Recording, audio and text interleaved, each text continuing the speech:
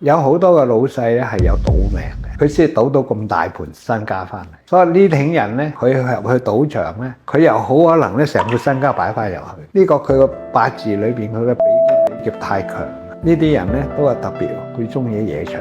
咁你一大堆人啊，梗係有啲人時運低㗎。咁嗰啲人咪中招啦。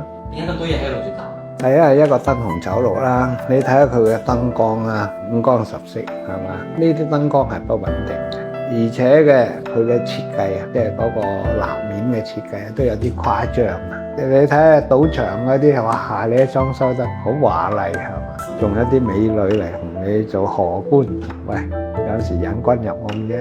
好話唔好聽啊，凡係呢啲咁嘅地方啊，好多嗰啲唔乾淨嘅嘢，尤其是咩？你去到嗰啲係咪飲酒？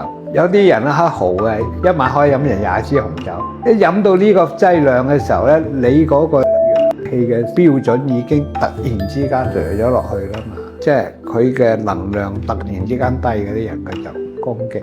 最好係少去嗰啲地方咧，即係當係觀光咁入下去睇下冇講嘅，即係少玩下，少玩怡情都冇問題嘅。老實講一句説話，如果你話啊，抱住一種好奇心啊咁樣啊，你只覺得今日嘅能量都好充足啊乜嘢係嘛？你入去無妨㗎。